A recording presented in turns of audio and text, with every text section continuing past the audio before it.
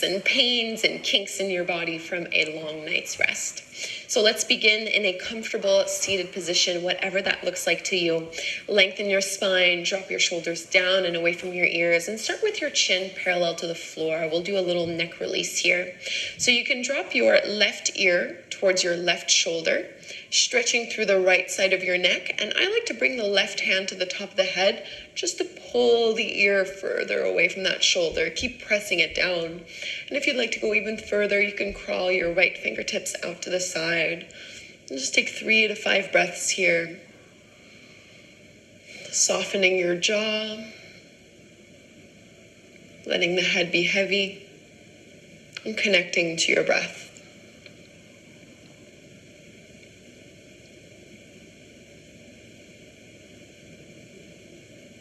One more deep breath. And release, lift the head back to center. Let's switch sides. Drop your right ear towards your right shoulder. You can use your right hand to pull the ear further away from the shoulder. Crawl the left fingertips out. Sitting up tall through your spine. Start to ask yourself what kind of day you want to have. What are you looking forward to today? Take one more big deep breath. And cradle the head, lift it all the way back up. And let's come into a tabletop pose on hands and knees. Spread your fingertips wide, middle and index fingers pointing to the top of the mat. Knees underneath your hips, a few rounds of cat and cow. As you inhale, drop your belly. Curl, tailbone up, lift the gaze. Exhale, round your spine, chin to chest. 3 more like this. Inhale. And exhale. Inhale, lift. And exhale, spread the shoulder blades away, push into the fingers. Last one.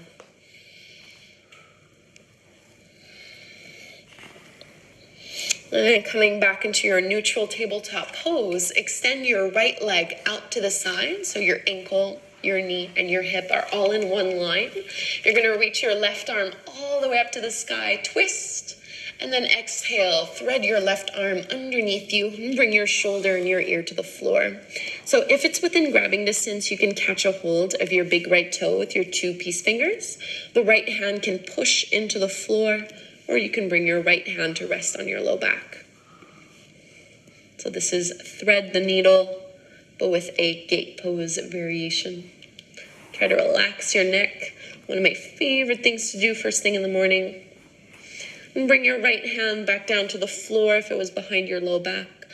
Release the hold of the toes. Push into that right hand. Come all the way back up. And before we go and do this on the other side, you're going to lift your right leg and you're going to cross your right foot all the way over as far to the left as you can. Start to look over your left shoulder and push into your right hip. So just taking a lateral stretch, a side body stretch.